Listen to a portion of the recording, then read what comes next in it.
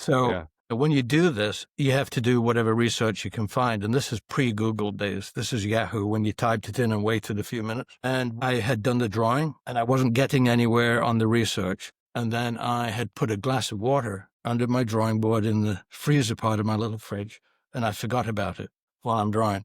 I realized, I'm going to break the glass. I pull it out. I've got 2 glasses of water, identical, both weigh the same, but one's crystallized and gone hard, turned to ice. And I went, oh my God, this is what concrete should do. First of all, Portland cement is the world's biggest CO2 producer by far, arguably responsible for between 8 and 12% of all the CO2, which is a greenhouse gas, global warming, that's in the atmosphere. So that was one of the other things I forgot to mention, no Portland cement. The 2 big ones were actually no wood, no Portland cement. So I thought, okay, I've got to find some other binder or cement that replaces Portland cement if I'm going to use that in the wall system. And seeing this glass full of water and a glass full of ice, I thought, okay, crystallization means the water didn't come out. It didn't shrink, which is a huge issue with concrete.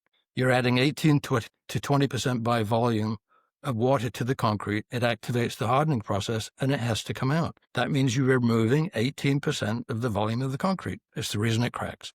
That's the reason the concrete we walk on cracks and stucco on a wall cracks and lots of other things. So I have a new thing now to enter, crystalline cement. So I do this and I find 5 companies, all non-English speaking, 5 different countries, and I start calling them.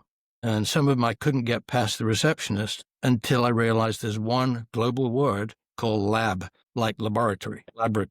And now I can get into the lab. And there's always someone that speaks English in a lab. So I tell them, look, I'll sign anything. You're making grinding wheels. Someone else is making furnace liners. That means it's tough. That means it's fire resistant. And I won't tell you all the others. And I said, can I come and see you? And I said to my 2 kids, I was a divorced single father. I said to my 2 kids, sorry, but you're going to have to stay with your mom for a few weeks during summer. And I literally flew around the world for the first time ever. And I came back with what I call my 5 jigsaw puzzle pieces. They were the missing pieces from the picture that I'd already developed.